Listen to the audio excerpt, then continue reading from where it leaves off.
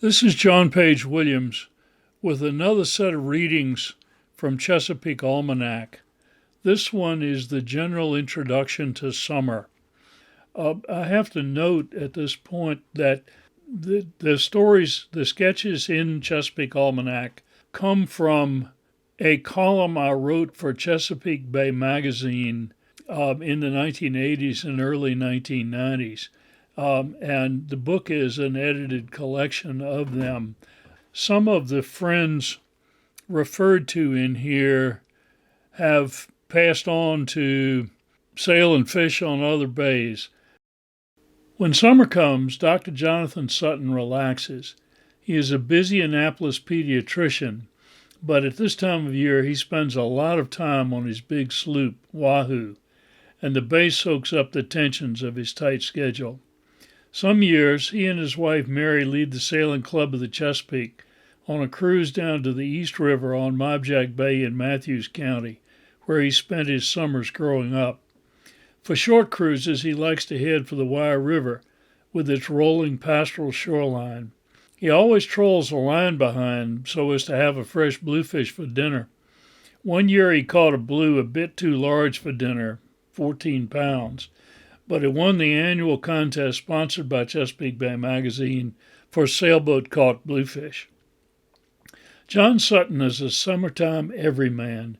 He's a good example of someone who loves the Chesapeake and spends a lot of time on it, especially in this season of the year. But we could find thousands of other people like him, for whom the bay is summer playground and soother of spirits. For most of us, this is the high season. Whatever we do, whether fishing or crabbing or cruising or all of the above, this is our favorite time on the water. In any season, what we choose to do on the bay is a strong reflection of what is happening in the bay. In summer, the air is warm, if not downright hot. Rainfall is often sparse.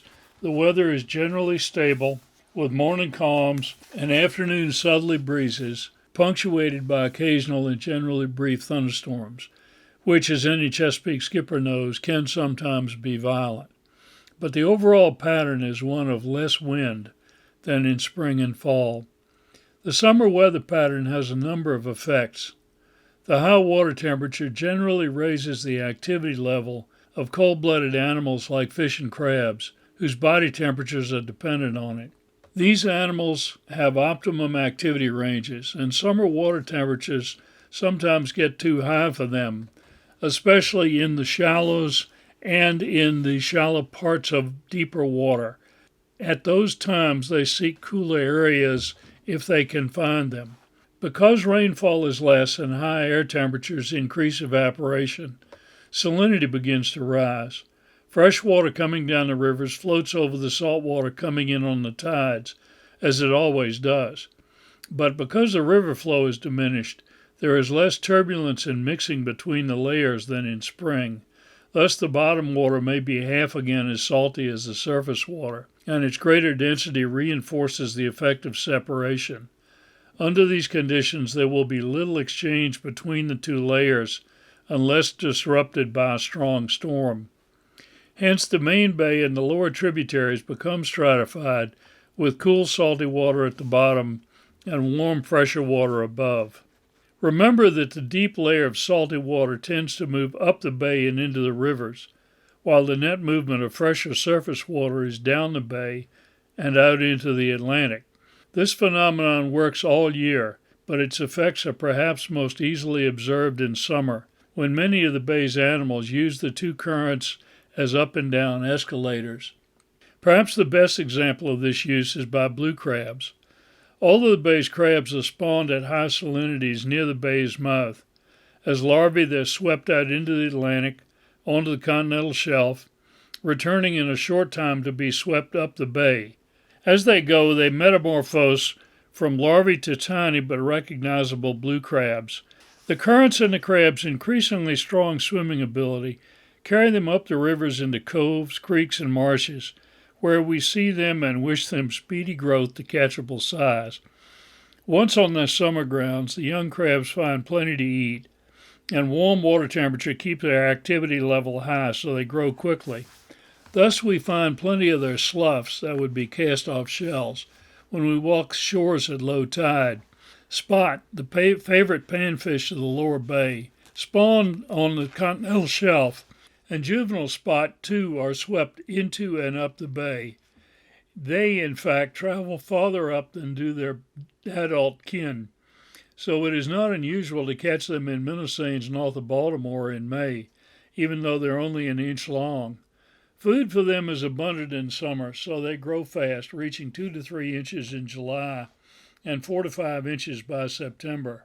Spot belong to a large family of fish, the Cyanidae, that also include croakers, also known as hardheads, sea trout, and red and black drum.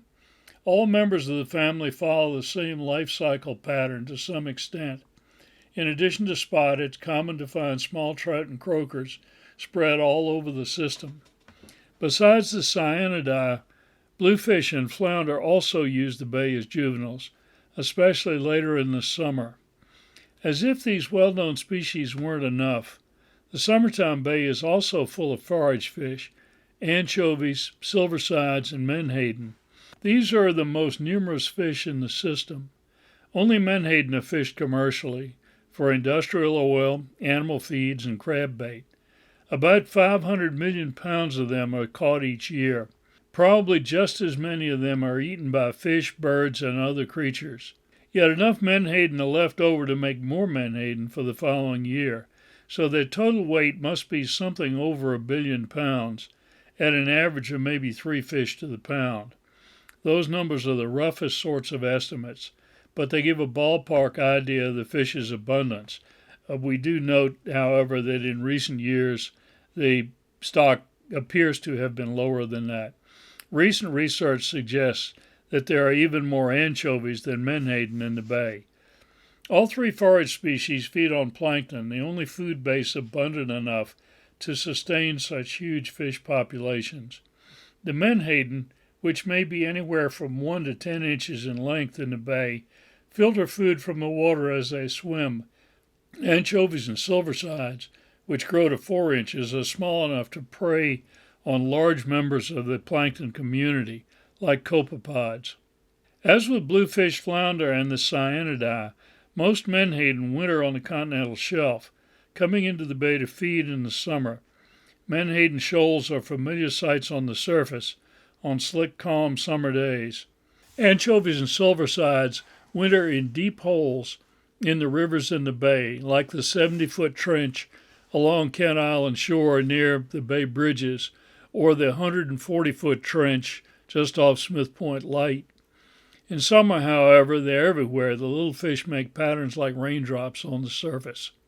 With young spot, young trout, young croakers, anchovies, menhaden, and silversides, the Chesapeake is full of small fish in the summer. Down the bay, there are even more that we do not normally think of as Chesapeake fish. There are also a lot of small shellfish. Thus, our waters are also full of predators. Bluefish, like John Sutton's big one, grow fat. They seem to be especially partial to menhaden and spot. Young bluefish eat anything moving that they can get their mouths around, especially anchovies.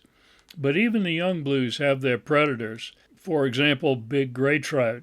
There are other well-known predators too, like rockfish, and in recent years Spanish mackerel, plus others of which we are generally less aware, like cow-nosed rays, needlefish, houndfish, and sea turtles. Finally, upriver predators are active now too, especially the familiar largemouth bass, channel catfish, and blue catfish. Here also there are less well-known but interesting fish eaters like garfish up in fresh water, and of course also snakeheads. Great blue herons and ospreys catch their share. We're fortunate to have so many of each species on the bay each summer. Two of the season's real pleasures are watching a heron stalk the edge of a marsh, spearing small spot and silversides as it goes, and seeing an osprey hover, then dive on a school of menhaden. The Chesapeake's gulls are much in evidence during summer, but many of them are immature birds. Early in the summer, a large number of the adults are preoccupied with laying eggs and rearing young on the Chesapeake's most remote islands and along the barrier islands across the eastern shore on the Atlantic coast.